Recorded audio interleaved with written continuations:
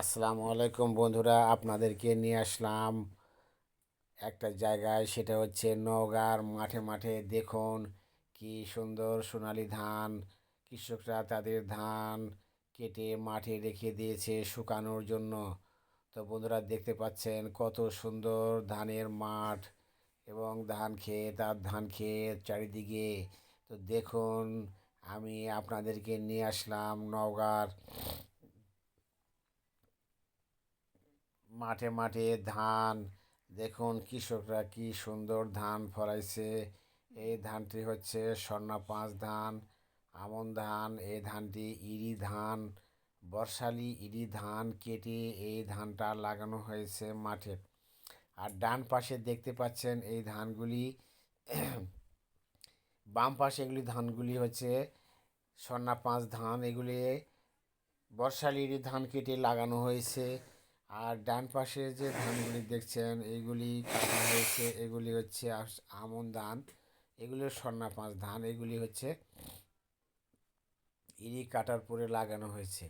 তো বন্ধুরা সামনে দেখতে পাচ্ছেন সুন্দর একটি তাল গাছ এক পায়ে দাঁড়িয়ে আছে।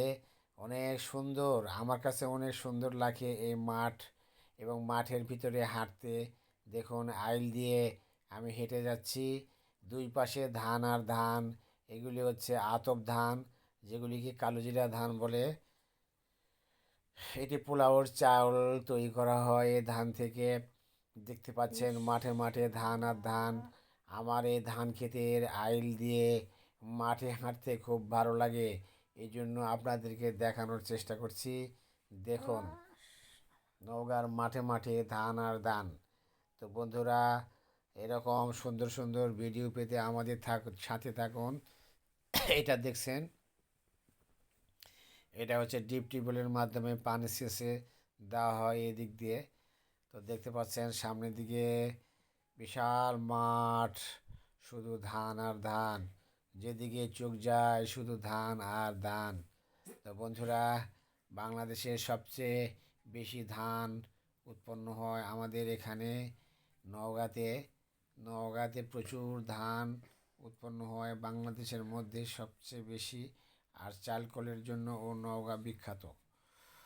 তো দেখুন বন্ধুরা, আমন ধানের মাঠ কত সুন্দর, গ্রামের দৃশ্য এবং মাঠের দৃশ্য।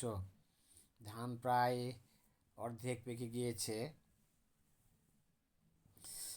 এগুলি হচ্ছে কালোজিরা অর্থাৎ আতপ ধান, আমাদের দেশে আতপ ধান বলে। আতপ ধানের মাঠ দেখতে পাচ্ছেন।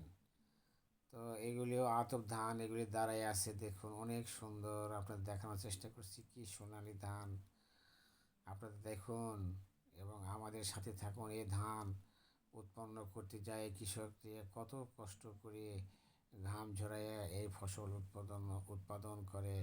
উৎপন্ন করে আমাদেরকে খাওয়ানোর জন্য।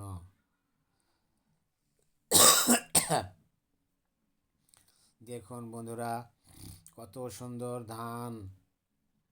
এই ধান উৎপাদন করতে গিয়ে কৃষককে মাথার ঘাম পায়ে ফেলে উৎপন্ন করতে হয়। এছাড়াও অনেক ঝড় বৃষ্টি ঝঞ্ঝা আছে যেগুলো এই ধান ক্ষেতগুলিকে নষ্ট করে দেয়। তারপরেও তারা আবার মাথা তুলে দাঁড়ায় এবং এই ধান কৃষকরা আবাদ করে। বন্ধুরা কৃষকরা হচ্ছে আমাদের বন্ধু। ধন্যবাদ সবাইকে ভিডিওটি দেখা